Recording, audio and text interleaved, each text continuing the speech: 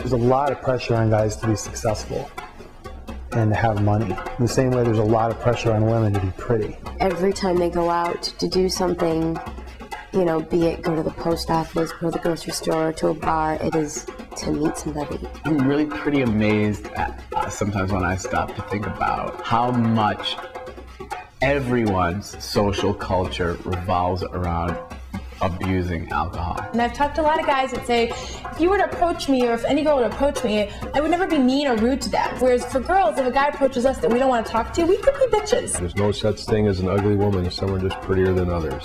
He just knew he had to marry someone who was certain religion, certain ethnic background. It was very hurtful to me, but what can you, I mean, you can't really blame someone in the end for something like that. The walk of shame is like the best part of hooking up, you know, that's, but you really get to laugh, like, at someone, and you know what, they had fun last night, so they deserve to be laughed at. Marriage isn't for everybody, and I don't think it's for me, and I don't think it's for a lot of people, even though they think it's for them. Masturbation, I think everybody should know how to please themselves, but we need some help. You meet somebody and they're great, and then like they say something and you're just like, shit, you voted for Bush? I honestly think I would get laid twice as much if I was even just like 4 inches taller. I used to totally be into skinny guys with no ass, but how many 35 to 40-year-olds don't have a gut? A little bit of a gut is actually starting to get attractive. My age is showing. As time goes by, I'd rather have the most beautiful part of her be shaved. I'm kidding. I have one criteria. This is my one litmus test for guys, and I could not marry someone if they didn't pass this test. Bad perfume. I mean, I've told girls, don't wear that perfume again on a date because it's giving me a freaking headache. They can't like Dave Matthews Band. She's really religious, like Christian, Jesus. It just seems like guys that like Dave Matthews, there's nothing else going on up here. I also hate space, hate it, like planets and stuff. Hate it. So annoying. He's a Republican. I don't want to drive out to the suburbs. He's cheap. I'm a 24-year-old woman. I don't want to talk about space. Sorry. Deal breaker. Can't marry. I can't. I just can't. The thought of it. They'd want Dave Matthews at our wedding. He'd say something and he'd run his hands through his hair, and then he would look at his hand every time. I would never date a vegetarian. No way. I was a vegetarian for 15 years. I think it kind of removes a whole level to a dating thing that, you know, I'm basically working towards, you know, with any relationship, getting to that steak dinner level. I can't deny it, I am a smoker. Best of luck to you. Really nice meeting you.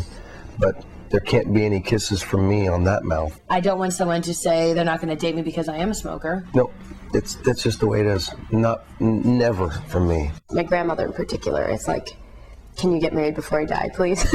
I don't go up to a dude at a bar because I want to have brunch with him next Sunday. I just haven't had the greatest experience dating-wise, and I've heard that from a lot of people. These wingmen with their, you know, jokes, some guy will come over and be like, you want to see a magic trick? And then some other guy will come over and be like, I'm sorry about my friend. And they all wear the same outfit. Jeans, nice-looking treads, and then a button-up collared shirt that has stripes. My pickup line is just being honest. But that doesn't usually work. She was giving me blowjob eyes. And I was like, what are blowjob eyes? And he was like this. Would you like to have some coffee or tea or a shot of Everclear with me? Even if you really, really like somebody, I think you just kind of have to take a step back and relax a little bit. 3-day rule is so stupid. Don't play the game. Just call me. I'm just going to let it develop. Call me. And not, you know, throw a call out to her. Call me. Every single day, you know, after the first date. Just call me. Just relax a little bit and just kind of take it easy. We finally figure out a time to meet, and then it's like, you can tell on my face and his, instant like, well, crap. Just an average looking girl. The first 24 hours she was on Match.com, she received 500 written emails.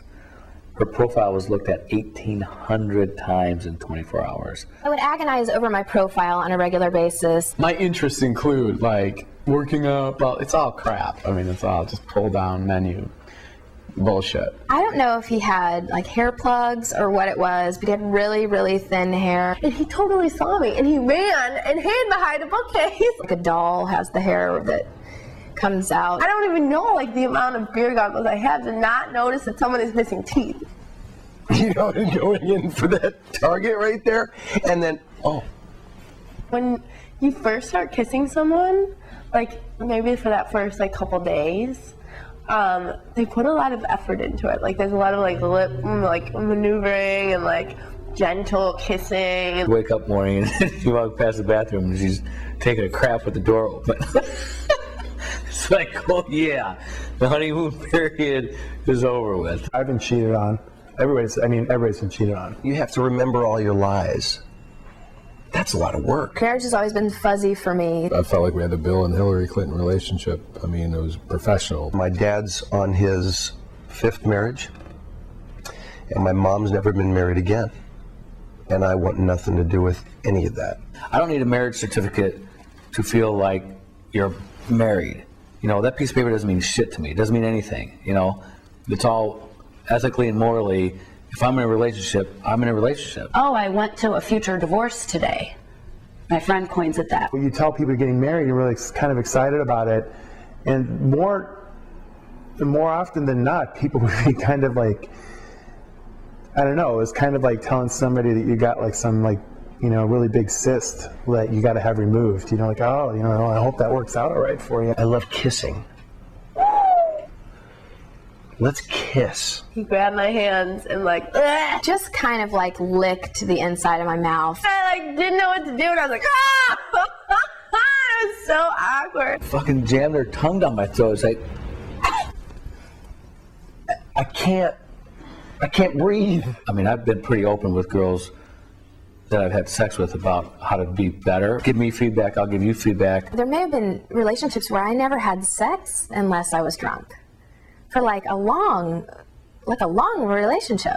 A year and a half. If you're going to incorporate porn into a relationship, you have to ease it in. You have to drop subtle hints that, yeah, I'm watching porn. I could never like sit and seriously watch porn. Like, oh, this is interesting. Like, I really like the way that they're like fucking. I believe that only being with one person for the rest of your life is a smidgen unnatural. Women believe we have one true love.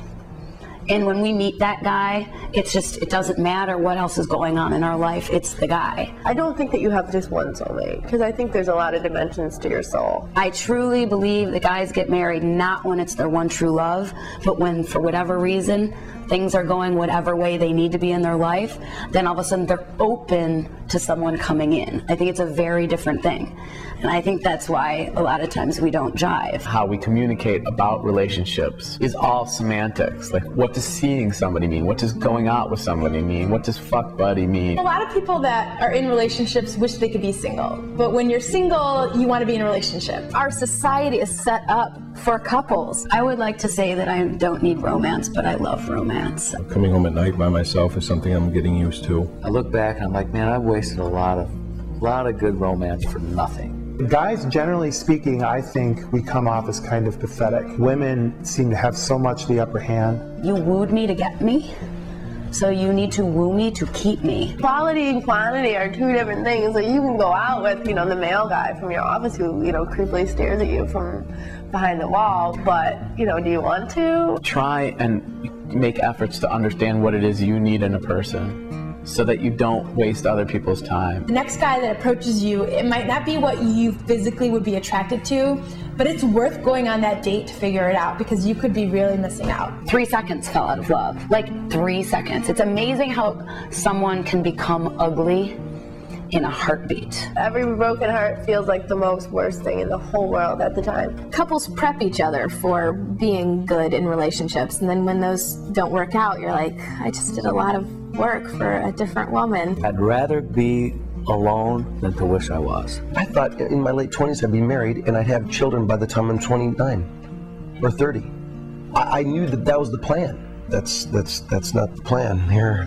There's a whole continuum of people from totally bad for you to totally perfect for you, and it's like a bell curve. You know, most people are probably towards the middle. Just be yourself, not your most interesting self or your most, you know, exciting self, but you can just be your everyday self with the person, and that being okay. Step into your